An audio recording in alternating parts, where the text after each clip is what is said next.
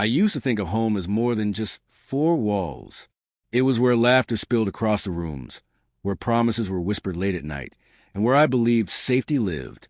But one day, that illusion shattered. It started small, as most storms do.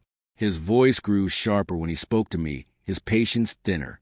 At first, I told myself he was just stressed, overworked, maybe tired of the monotony.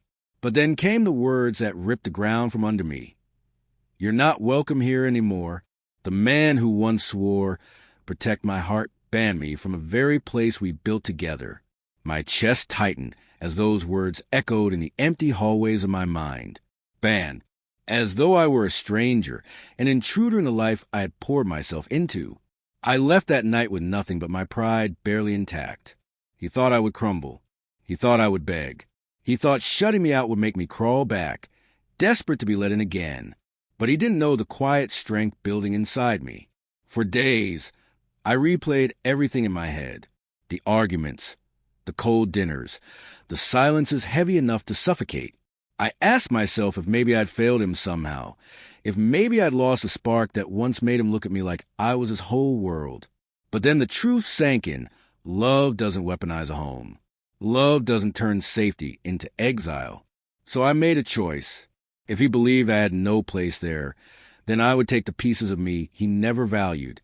Not just the clothes in the closet or the pictures in the frames, but the laughter, the warmth, the parts of me that gave that house life. Because without me, those walls were just brick and mortar. When I returned, it wasn't with anger in my hands. It was with resolve. I walked through the door like I belonged, because I did. Every photograph on the shelf carried my smile. Every curtain, every plate, every little detail had my fingerprints on it. He could never erase that. I gathered my things slowly, not rushing, not hiding. I took the sweater I wore on our first winter night, the letters I had written but never sent, the books I had filled with notes and dreams. And with each item packed, it felt like reclaiming a part of myself.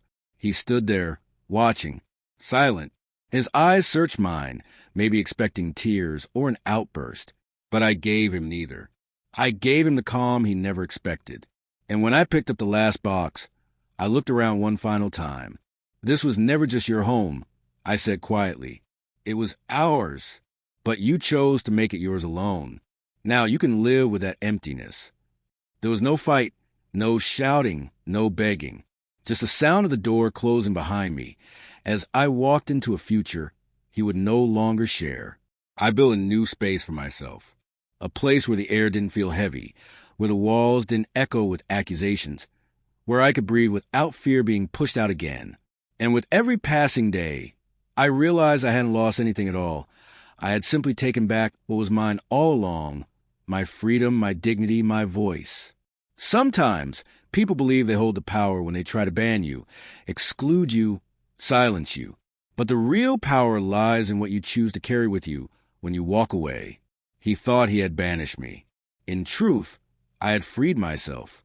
And in the end, he was the one left standing in a house stripped of the very soul that made a home. Because I didn't just take my belongings that day. I took everything. Everything that ever mattered. Everything that made me me. And nothing he could lock, guard, or forbid could ever take that away from me again.